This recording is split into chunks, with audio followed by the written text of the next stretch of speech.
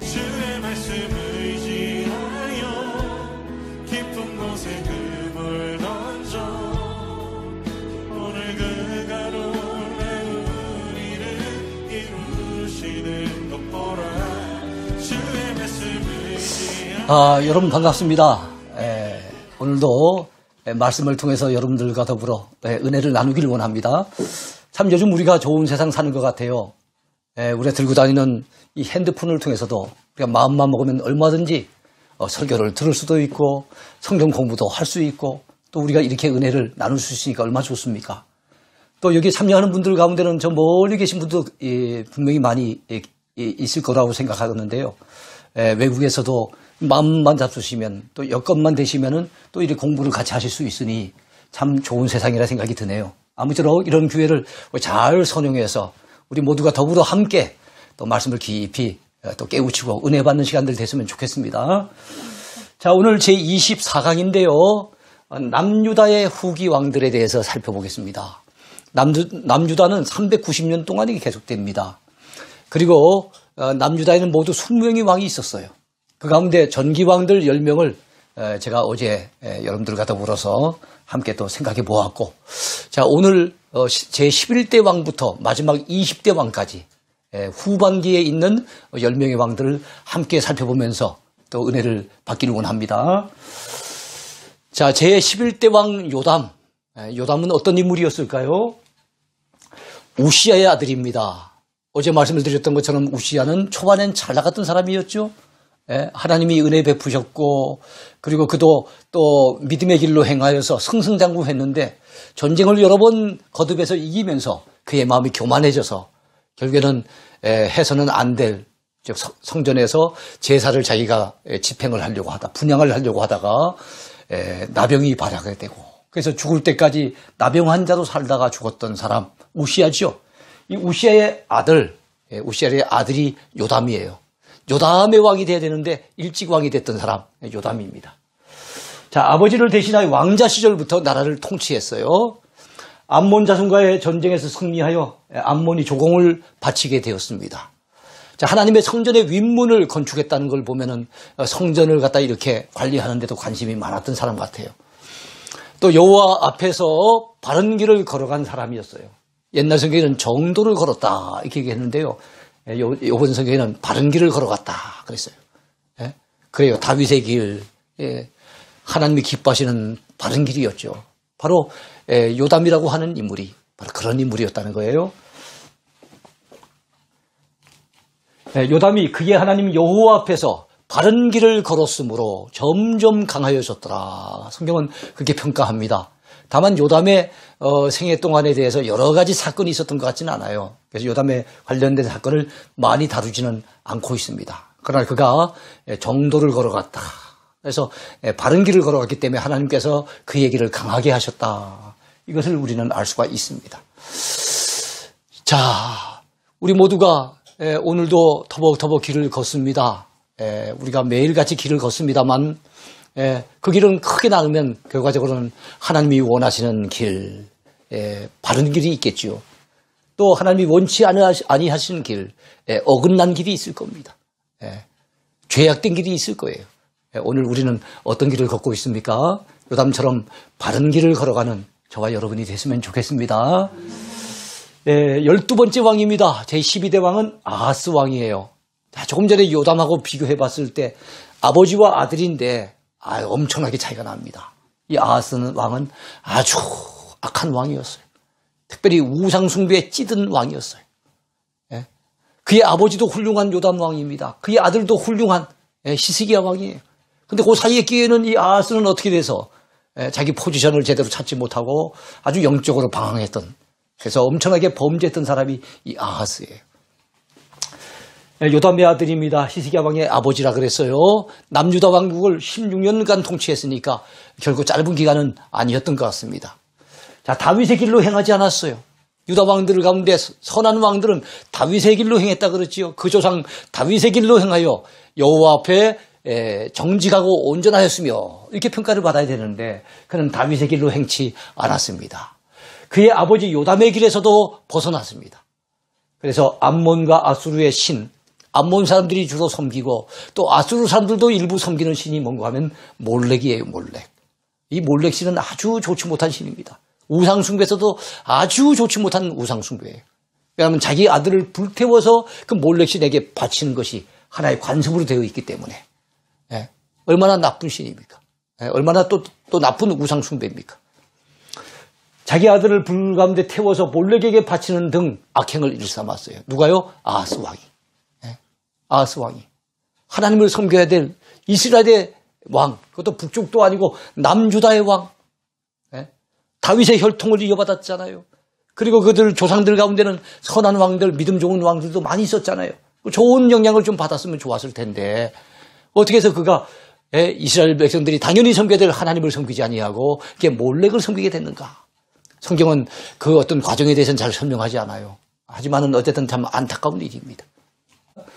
자, 13번째 왕이 있습니다. 히스기야 왕입니다. 여호사밧, 요시야와 더불어 남유다의 3대 개혁자라고 또 3대 선왕이라고 꼽히는 인물이에요. 선한 왕 아니면 종교개혁을 일으켰던 개혁자들. 네. 누구라고요?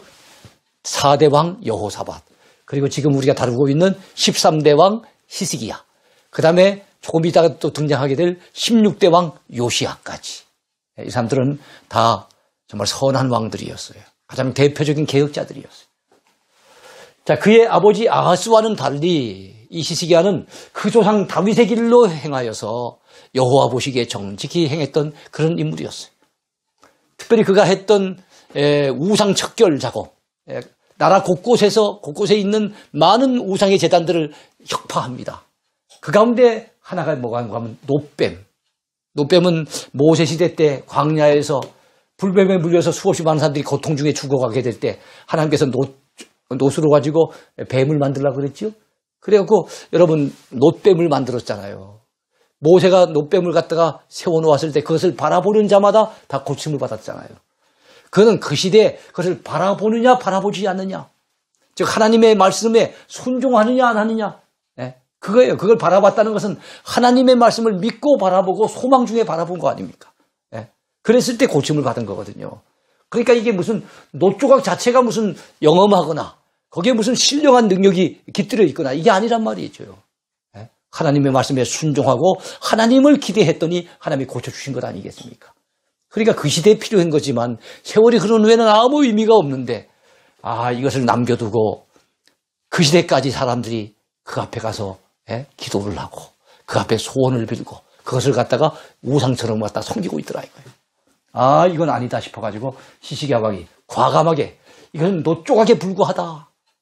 노뱀을 갖다가 신성시하지 말아라. 이거는 한낱 느수단, 달리 말하면 노조각에 불과하다. 이래가지고 이걸 갖다 다 없애버리는 사람이 바로 이 히스기야 왕이에요.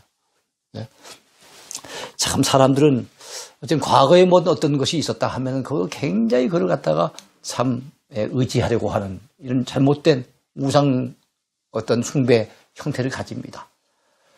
저 미국의 하버드 대학교에 갔더니 하버드 그 동상이 세워졌어요.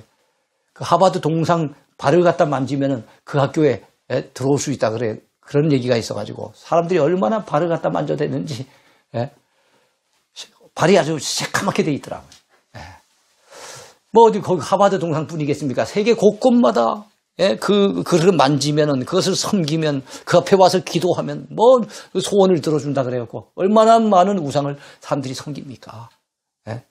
지금은 참 타종교, 제가 어느 종교라 얘기를 안 하지만 타종교에도 보면은 뭐 옛날에 유명한 성인들, 옛날에 유명한 무슨 훌륭한 사람들 이런 사람들까지 세워놔가지고 그 앞에 가서 기도하고 그 앞에 자기 소원을 아뢰고 말입니다.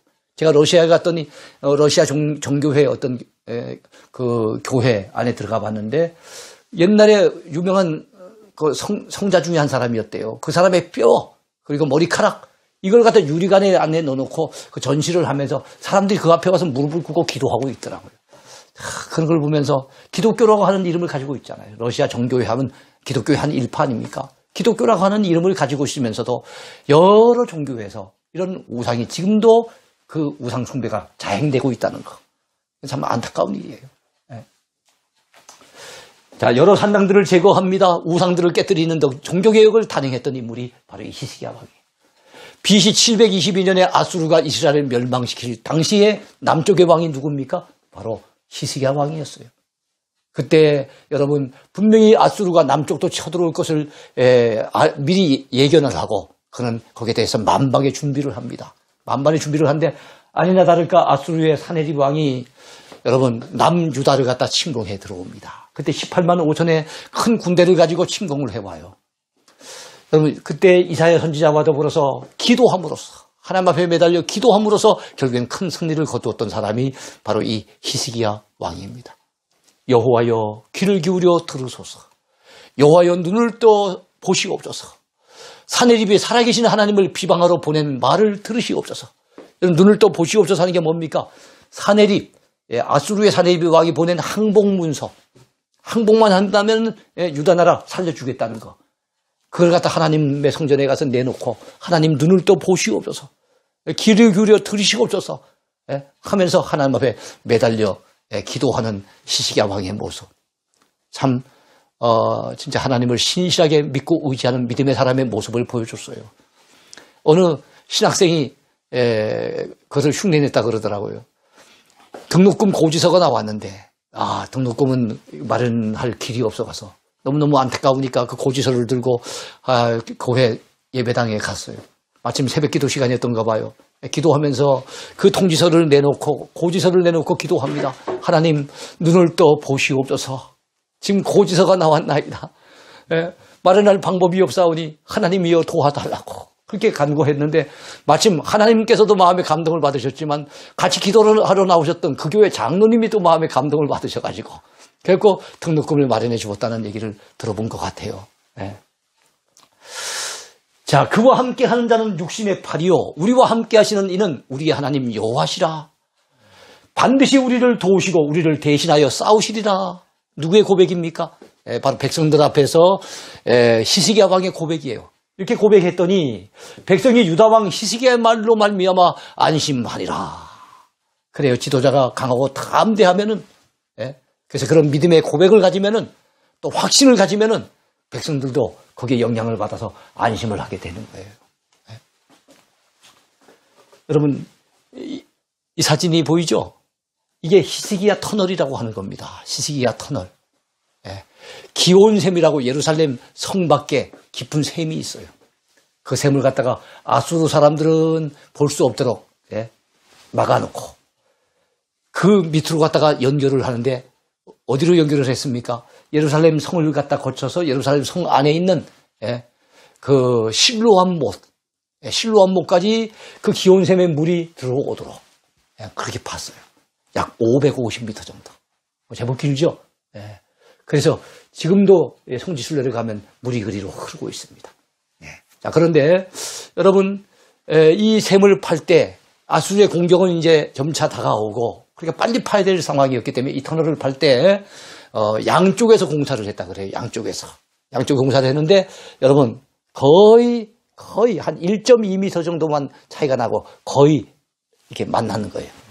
그러니까 엉뚱한데 빗나가지 않고 만나게 된 거. 그것도 하나님의 은혜가 아니겠습니까? 그래가지고 이 공사를 갖다가 성공을 해서 그 아수르 왕이 침입을 해서 예루살렘을 포위하고 있을 때 그 안에서 이 물이 공급되니까 그래서 버텨낼 수가 있었던 거예요. 히스기야 터널 지금도 성지순례 가서 볼 수 있는 겁니다. 그리고 1880년에 발견된 문서에 의하면 바로 그 당시에 양쪽에서 파고 들어갔던 사람들이 공사를 하다가 거의 이게 빗나가지 아니하고 마주치게 되니까 너무너무 기뻐해서 감격스러워서 막 환호성을 질렀던 그런 그 당시의 내용들이 히브리어로 기록된 문서가 발견이 된 거예요. 그래서 그 당시 상황이 이러했구나. 성경에 참 말씀이 틀림없이 그렇게 되어졌구나 하는 것을 우리가 알게 되는 겁니다. 그는 죽게 되었을 때 눈물로 또한 기도했던 사람이에요. 곧 죽으리라고 하는 하나님께서 이사야 선지자를 통해서 주시는 이 메시지를 듣고 어떻게 했습니까? 하나님 앞에 나와 기도하는 거예요. 벽을 보고 기도하는 거예요. 벽 너머에 계신 하나님. 자기는 어떻게 보면 완전히 장벽 앞에 서 있는 것 같잖아요. 이제 뛰어넘을 수 없는 죽음이라고 하는 벽 앞에 있으면서도 벽 너머에 계신 하나님을 향해서 간절히 간구한 거예요. 왜 벽을 보고 기도했겠습니까? 눈으로 드나드는 사람하고 상대 안 하겠다는 거예요.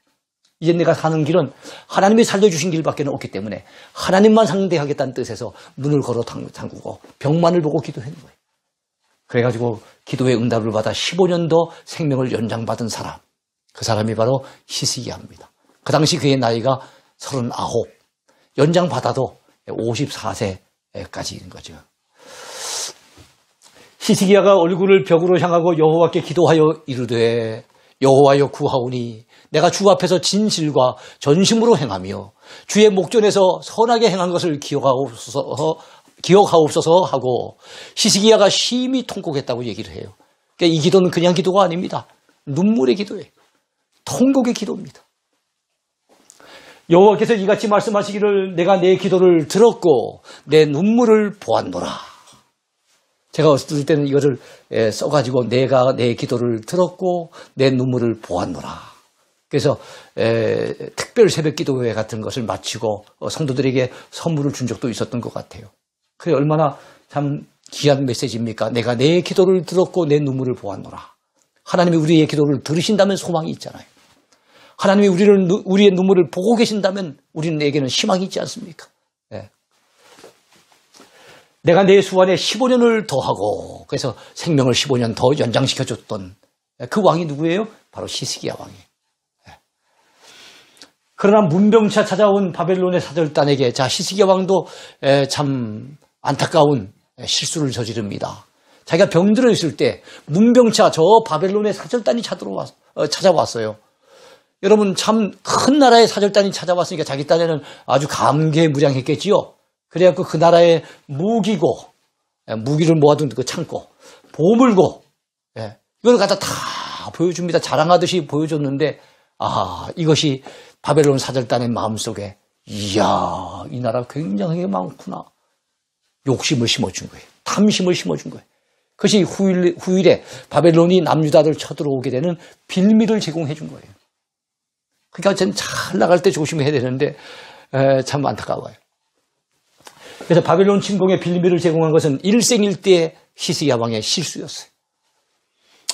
늦게 낳은 아들 므낫세, 생명이 더 연장되고 난 다음에 낳은 아들이에요. 그러니까 얼마나 이뻤겠습니까? 생명 연장받고 난 지 3년 만에 낳은 아들이니까 너무너무 이뻤겠죠. 귀엽게만 키우다 보니 신앙교육에 소홀히 했는 것 같아요. 그래서 여러분, 히스기야 왕은 이렇게 선한 왕이었지만 그의 아들 므낫세는 남유다의 20명 왕 중에서 가장 극악무도한 왕, 가장 우상 숭배가 심했던 왕. 그 왕이 누굽니까? 바로 므낫세 왕이었어요. 자기 신앙을 소중히 여기는 것처럼 자식의 신앙도 소중히 여기고 그 신앙 교육에 소홀히 하면 안 됐었는데 히스기야 왕이 그것은 실패를 했던 것 같아요. 제14대 왕 므낫세를 한번 살펴볼까요? 이스라엘 역사상 최장수 통치한 왕입니다. 55년간 통치를 했어요. 그런데 가장 오래 왕위에 있었으나 가장 많은 죄를 지었던 인물이에요. 참 하나님 앞에 기회는 가장 많이 받았는데도 불구하고 오히려 하나님 앞에 받았던 그 기회를 오히려 죄 범죄함으로 돌려버렸던 그 인물이 누굽니까? 바로 이 므낫세. 히스기야의 아들이었지만 이방 사람들을 본받아 아버지의 신앙을 버렸습니다. 헐어버린 산당을 다시 세우고 암몬의 몰렉신을 비롯한 많은 우상을 숭배합니다. 특별히 몰렉신은 아까 자기 자식을 불태워서 자기 신에게 바친다 그랬잖아요. 아하스 왕이 그런 삶이라 그랬지 않습니까? 이 므낫세도 역시 그런 인물이었어요. 이사야 선지자를 톱으로 베어 죽인 것으로 전해집니다. 성경에 나온 얘기는 아니에요. 그런데 히브리서 11장에 보면 믿음의 사람들 얘기를 쭉 하면서 믿음의 사람들 가운데는 톱으로 갔다가 톱에 의해서 희생당한 사람의 이야기가 히브리서 11장에 등장해요. 그 사람이 바로 이사야 선지자라고 사람들은 그렇게 전하고 있습니다. 이사야 선지자가 므낫세 왕이 죽이려고 하는 것을 알고 몰래 나무 속에 여러분 보면은 좀 그 썩어진 부분 있잖아요. 그 부분에 아마 숨었는 것 같아요. 그것을 알고 사람을 시켜가지고 톱으로 베게 해서 그래서 이사야 선지자가 순교를 당해서 죽었다고 전해집니다. 그런 못된 왕이 누굽니까? 므낫세 왕이에요. 바벨론에 잠시 포로로 끌려가 환난을 당하였을 때 회개하여 생애 말기에 여호와 신앙을 회복했어요. 참 이 사람은 극적인 반전을 이룬 사람입니다. 그렇게 못됐던 사람인데 이런 사람 같으면 당연히 하나님 앞에 징벌을 받고 구원도 받지 못하고 이건 지옥 가야 될 인생이라고 생각되는데 생애 말기에 극적으로 반전을 이룹니다. 예. 바벨론에 잠시 포로로 끌려간 거예요. 그런 환난을 당했을 때 그가 하나님 앞에 회개합니다. 눈물로 회개하면서 자기 죄를 뉘우치게 되죠. 그래서 하나님께서 그 신앙이 회복되니까 그 왕의 자리까지도 회복시켜 주시는 그런 사람이 누군가 하면 므낫세예요. 그의 회개와 관련된 기록, 또 기도와 관련된 기록이 호세의 사기라고 하는 성경 외의 사기에 또 기록되어 있습니다. 그와 관련된 메시지가 있습니다. 여호와께서 므낫세와 그의 백성에게 이르셨으나 그들이 듣지 아니하므로 여호와께서 아수르 왕의 군대 지휘관들이 와서 치게 하심에 그들이 므낫세를 사로잡고 쇠사슬로 결박하여 바벨론으로 끌고 간지라. 그가 환난을 당하여 그의 하나님 여호와께 간구하고 그의 조상들의 하나님 앞에 크게 겸손하여 기도하였으므로 하나님이 그의 기도를 받으시며 그의 간구를 들으시사 그가 예루살렘에 돌아와서 다시 왕위에 앉게 하심에 므낫세가 그제서야 여호와께서 하나님이신 줄을 알았더라. 그제서야 알았더라는 거예요. 환난을 당할 때, 바벨론에 끌려가서 그 고초를 당할 때 그제서야 이야 정말 하나님이 살아계시는구나. 내가 하나님 앞에 잘못 살아왔구나. 그제서야 여호와 하나님이 하나님 되심을 눈치챘다는 거예요. 깨달았다는 거예요. 어떤 사람은 시큰 매를 맞아야만, 시큰 환난을 당해야만 그제서야 정신 차리는 분들이 있어요. 참 우리는 매 맞기 전에 정신 차리는 게 최고로 좋은데, 그죠? 최고로 좋은데. 사람들은 잘 나가고 형통하고 별다른 걱정거리 없으면 자기가 잘못을 했음에도 불구하고 회개할 줄 몰라요. 어려움을 당해야만 그제서야 정신을 차린 경우가 많은데 이 므낫세가 그런 인물이었어요. 자, 15대 왕 아몬이 있습니다. 자, 므낫세의 아들이요 요시아의 아버지죠. 악한 왕으로서 하나님 보시기에 므낫세처럼 악을 행했습니다. 그의 아버지 므낫세의 악행은 본받고 회개는 본받지 않다가 신하에 의해 피살을 당했어요. 여러분 므낫세가 그의 인생의 99%는 잘못 살았죠. 그러나 마지막 1%를 어떻게 보면 참 진짜 극적으로 반전을 시키지 않습니까? 므낫세가. 그래서 회개를 했던 인물인데 므낫세가 평소에 행했던 악행은 이 아몬이 본받아요. 근데 마지막에 반전을 이루면서 극적으로 회개했던 것은 본받지 않아요. 그래서 결국은 신하에 의해서 피살당해 죽었던 사람이 아몬입니다. 그래서 3대 선왕이 누구라 그랬어요? 4대 왕 여호사밧, 13대 왕 히스기야, 16대 왕 요아스라고 한다면 요시야. 제가 요아스라고 그랬습니까? 이름이 비슷해요. 요시야라고 한다면 악한 왕이 있습니다. 3대 악한 왕. 그게 누구겠습니까? 히스기야의 아버지 아하스, 히스기야의 아들 므낫세, 므낫세의 아들 아몬. 3대 악한 왕이라는 거예요. 자, 우리는 어떤 사람으로 평가를 받을까요? 우리도 언젠가 하나님 앞에 서면 평가를 받아야 되지 않겠습니까? 그의 아버지 므낫세의 행함같이 여호와 보시기에 악을 행하여 아몬이 그의 아버지 므낫세가 만든 아로색인 모든 우상에게 제사하여 섬겼으며 이 아몬이 그의 아버지 므낫세가 스스로 겸손함같이 여호와 앞에서 스스로 겸손하지 아니하고 더욱 범죄하더니 그의 신하가 반역하여 왕을 궁중에서 죽이매. 그와 관련된 성경의 기록입니다. 이번에는 16대 왕 요시야 왕이에요. 어떻게 보면 우리가 가장 주목해 봐야 될 왕입니다. 유다의 왕들 중에 가장 선했던 왕이에요. 8세 왕위에 올랐습니다. 31년 동안 통치했어요. 8세 왕이 참 일찍 왕이 됐죠. 요람보다 조금 더 먼저 왕이 된 것은 요시야와 이름이 비슷한 사람 요아스가 7세 왕이 됐어요. 요아스보다 조금 더 일찍 올라간 사람은 왕위에 올라간 사람 누굽니까? 느부갓네살. 4살의 왕이 됐죠. 태어나자마자 바로 왕이 된 사람도 있었다 그랬어요. 누굽니까? 애굽의 바로 왕. 자, 8세의 왕위에 올라 31년간 통치를 합니다. 하나님 보시기에 정직히 행하여 그 조상 다윗의 모든 길로 행하고 좌로나 우로나 치우치지 않았다고 합니다. 성경은 이렇게 증거합니다. 요시야가 여호와 부식에 정직히 행하여 그의 조상 다윗의 모든 길로 행하고 좌우로 치우치지 아니하였더라. 여러분, 대제사장 hil기야가 성전 수리를 하면서 중요한 것을 발견합니다. 율법책을 발견하는 거예요. 예, 율법책을 발견하는 것이 요시야 생애에 있어서 큰 새로운 변곡점이 됩니다. 전환점이 됩니다. 예. 그때부터 그는 성경 말씀에 의거해서 이 율법의 말씀에 의거해서 종교개혁을 단행을 합니다. 요시야가 종교개혁에 성공한 비결은 잃어버렸던 율법책을 성전에서 재발견했기 때문입니다.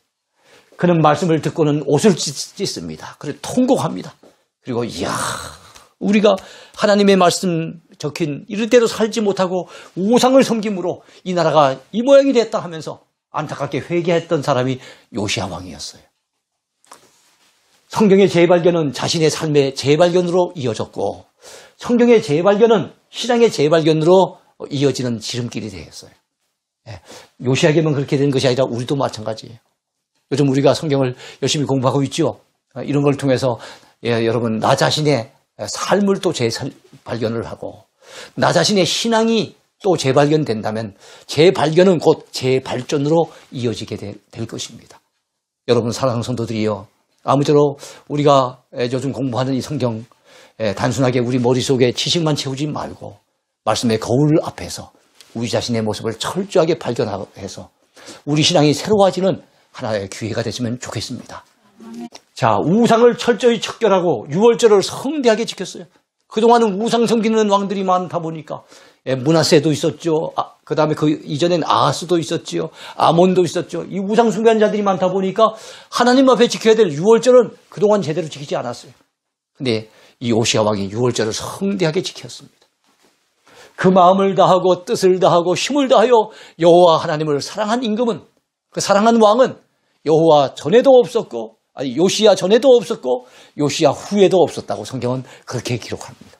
전무후무했던 선한 왕. 예. 자, 애굽왕 바로느고와 무깃도에서 전투하다가 애석하게도 전사를 해요. 예. 참 요시야 왕이 조금 더 오랫동안 살았으면 좋았을 텐데 그런 아쉬움이 남습니다. 예. 그가 그 당시 39살이었어요. 8살에 왕이 돼서 31년 통치하다가 39살에 전사를 했으니 얼마나 애석합니까? 여러분, 그가 죽었던 그 지역, 무깃도 지역이에요. 예, 무깃도 지역. 예, 여러분 보이죠? 넓은 평야 지역입니다. 자, 저희가 형지순례 갔을 때 무깃도에서 찍었던 사진 중에 한 장입니다. 자, 제17대 왕 여호아하스를 볼까요? 요시야의 아들로서 3개월 통치하다가 바로느고의 애굽으로 끌려갔던 왕. 예, 요시야의 아들인데 3개월밖에 통치 못했어요. 그러다가 애굽 왕 바로에게 끌려가서 애굽으로 끌려가서 거기서 죽었어요. 애굽으로. 이 사람은 17대 왕은 애굽으로 끌려갔고 그 다음에 18대, 19대, 20대 왕은 어디로 끌려가서요? 바벨론으로 끌려간 거예요. 이 시대의 상황이 어떻게 되는가 하면은 애굽은 전통적인 강호입니다. 그리고 바로느고가 이 애굽을 갖다가 더 이제 강성하게 많이 약화됐던 애굽을 보다 강한 애굽으로 갖다 만들고 있었어요. 그럴 즈음에 신흥 강호국이 저 북쪽에서 나타났는데 애굽은 이 남쪽에 있는 나라죠. 이스라엘 지단 남쪽에 있는 나라예요. 자, 신흥 강호는 저 북쪽에 있는 나라인데 바벨론입니다. 바벨론의 느부갓네살 왕이라고 하는 왕이 바벨론을 아주 강성하게 만듭니다. 자, 그래갖고 어떻게 됩니까? 여러분, 이 바벨론과 애굽이 서로 전쟁을 치르게 되는 거예요. 갈그미스라고 하는 유프라테스 강 근처에 있는 갈그미스라고 하는 곳에서 느부갓네살의 군사와 이 바로느고의 군사가 대혈전을 벌입니다. 거기서 누가 승리합니까? 결국엔 느부갓네살 왕의 바벨론이 승리하는 거예요. 그때부터 애굽은 그야말로 바벨론의 휘하에 들어가 버리고 약화돼 버립니다. 그런데 어떻게 됐습니까? 그동안에 이제 남유다 왕은 전통적인 나라, 전통적인 예레미야가 앞으로의 일을 내다보고 바벨론 편에 서라고 하는데도 불구하고 계속적으로 애굽 왕을 의지했어요. 그러다가 어떻게 됐습니까? 한 사람은 애굽으로 끌려갔지만 나머지 세 사람 18대, 19대, 20대 왕은 다 하나같이 바벨론에 끌려가는 신세가 되게 됩니다. 이것이 남유다 왕의 어떤 마지막 부분, 남유다의 그 역사의 마지막 부분이에요. 참 안타까운 역사지요. 자, 바벨론으로 끌려간 제18대에서 20대까지의 왕은 누굽니까? 여호야김, 여호야긴, 시드기야. 여기서 여호야김과 시드기야는 요시야의 아들들이에요. 이미 왕을 하다가 3개월 만에 애굽으로 끌려갔던 여호아스도 요시야의 아들로서 왕이 됐고, 여호야김도 시드기야도 요시야의 아들로서 왕이 됐는데, 그 사이에 여호야긴이라고 하는 인물, 이 인물은 여호야김의 아들이에요. 요시야한테는 손자되는 인물이에요. 그러니까 마지막 바벨론에 끌려갔던 세 사람은 요시야의 아들 2사람이고 한 사람은 요시야의 손자였다는 거. 요시야에서도 아쉬운 대목이고요. 너무 일찍 죽었다는 거. 두 번째는 요시야가 자녀들을 좀 믿음으로 잘 가르치고 키웠는, 아마 그런 부분은 좀 소홀히 했는지, 어쨌든 그 뒤 왕들이 힘을 쓰지 못하고, 그렇다고 하나님 앞에 매달려 기도하거나 마음 믿음으로 갖다 그 어려움을 극복하거나 이런 왕들은 하나도 없고, 결국엔 나라가 망하는 비운을 맛보게 되는 거예요. 여호야김은 11년 통치하다가 바벨론의 느부갓네살에게 끌려가는데, 이때를 1차 포로라고 그럽니다.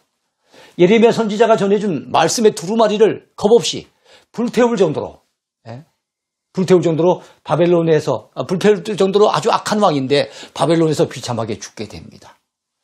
왕이 여후디를 보내어 두루마리를 가져오게 하며 여후디가 서기관 엘리사마의 방에서 가져다가 왕과 왕의 곁에 선 모든 고관의 귀에 낭독하니, 그때는 9째 달이라. 왕이 겨울 궁전에 앉았고 그 앞에는 불피운 화로가 있더라. 여후디가 서너 쪽을 낭독하면 왕이 면도칼로 그것을 연하여 베어 화로불에 던져서 두루마리를 모두 태웠더라. 하나님의 말씀이라고 예레미야 선지자가 전해주는데, 하나님의 말씀이라고 하는데도 그걸 갖다가 면도칼로 갖다가 그걸 갖다가 베어가지고 화로불에 다 불태워버렸으니 얼마나 이 사람 참 나쁜 쪽으로 이 간이 큰 사람입니까? 그리고 그의 아들 여호야긴은 여호야김의 아들이죠. 여고냐 또는 고니야라고 이름이 불려지기도 합니다.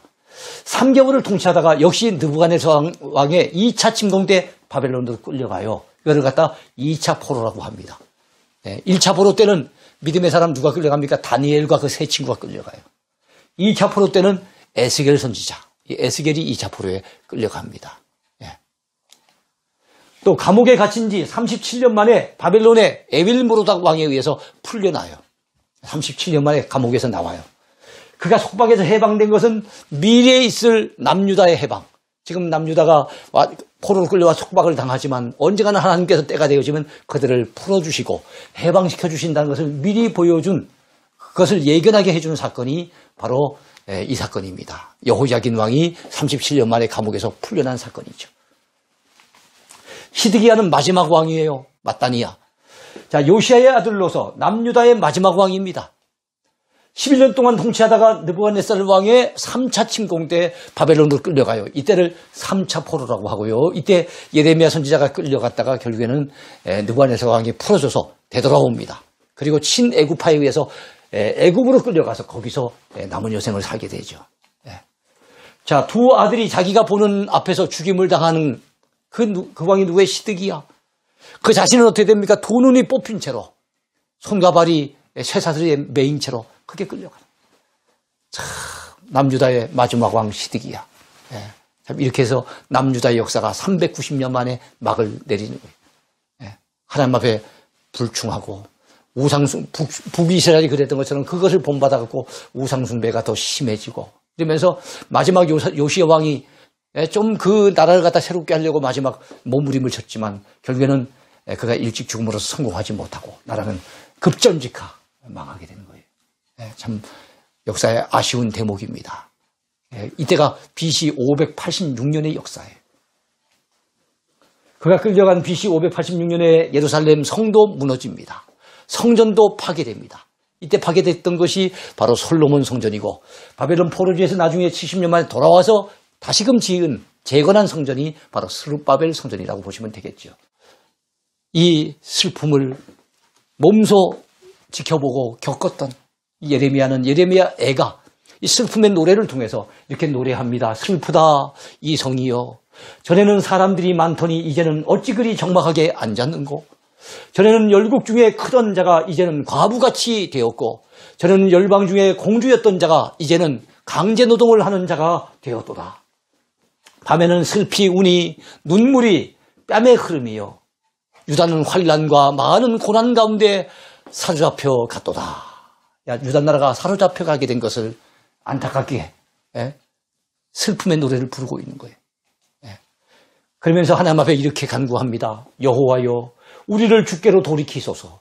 그리하시면 우리가 주께로 돌아가겠사오니 우리의 날들을 다시 새롭게 하사 옛적 같게 하옵소서. 우리의 날들을 다시 새롭게 하사 옛적 같게 하옵소서. 어찌 보면 오늘 우리들의 심정인지도 모르겠어요. 우리들의 기도의 제목인지도 모르겠어요. 하나님, 우리가 옛날처럼 예배가 회복되게 해주세요. 옛적처럼 참으로 일상이 그대로 회복될 수 있도록 도와주세요. 우리의 날들을 새롭게 해달라고 우리가 기도해야 되지 않겠나 생각을 해요. 우리가 처한 상황과 너무 비슷한 상황이 아닙니까? 그야말로 지금이야말로 우리는 예레미야처럼 눈물로 기도해야 될 때가 아니겠나 생각이 듭니다.